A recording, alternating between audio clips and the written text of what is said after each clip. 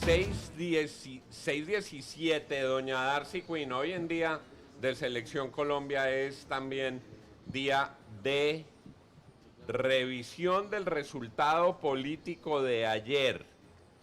Todos los grupos cercanos al gobierno tenían la esperanza de que la doctora Balanta se iba a quedar con esa silla en la importantísima Corte Constitucional de Colombia, y lo que ocurrió en sentido futbolístico, Darcy, sí fue una goleada que metió Carlos Camargo. Por supuesto, todos están hablando de la estruendosa derrota que sufrió ayer el gobierno en la elección del nuevo magistrado ante la Corte Constitucional y que va a tener consecuencias jurídicas, políticas y de todo tipo, porque pues fue un baldado de agua, como usted lo dice, para quienes creían que tenían una ventaja o que por lo menos si perdían, no perderían con una diferencia tan grande.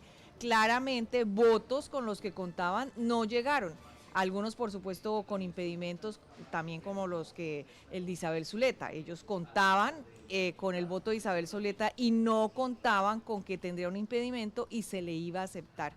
Pues, en efecto, como se ha sabido, se pidieron las renuncias de ministros. Ya se hizo de una manera formal, confirmado por el ministro del Interior, Armando Benedetti.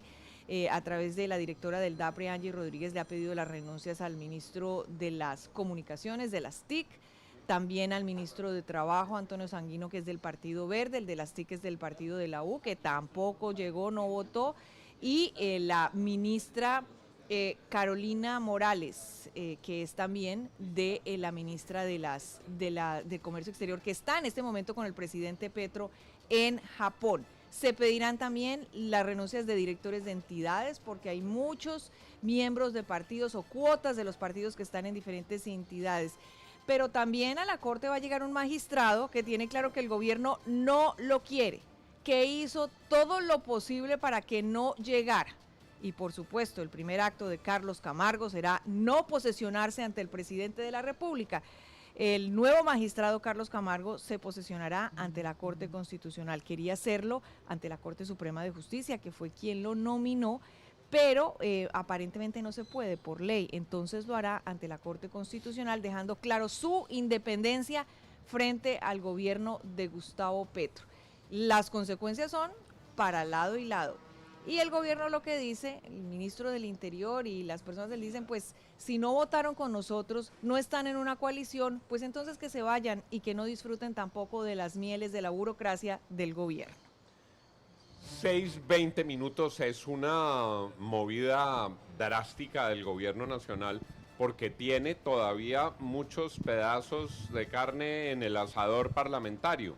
Profesor Fernando Quijano, buenos días. Rota la coalición, sobre todo si el gobierno decide rematar esa derrota con una salida de 3 partidos que lo estaban acompañando.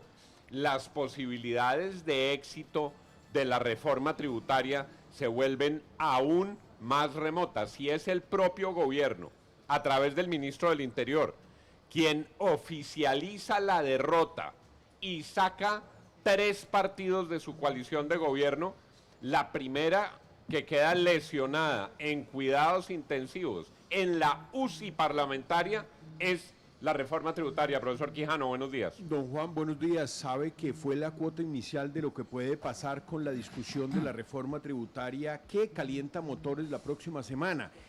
Todavía, digamos, no se conocen realmente las cartas de la ministra de Comercio Exterior, del ministro del MINTIC, de las informáticas y de las telecomunicaciones, y del ministro del Trabajo. 3 ministros claves, uno más que otro, que los otros, el ministro de Trabajo, pero con este puede ser básicamente como el efecto subyacente de lo que puede pasar en la reforma tributaria. Ya se le conoce en los mentideros políticos que esta es el efecto o la cuota inicial de lo que puede pasar en las bancadas. No hay mucho ambiente político en las comisiones económicas para pasar la reforma tributaria, y lo que pasó con el nuevo magistrado Camargo se entiende de esa manera. ¿Qué pasa, don Juan? Y es cómo logra el ministro Armando Benedetti reequilibrar las cargas en la discusión de la tributaria para que pues obviamente esa sí sería la derrota, es que esa ya no sería por goleada, esa sería por W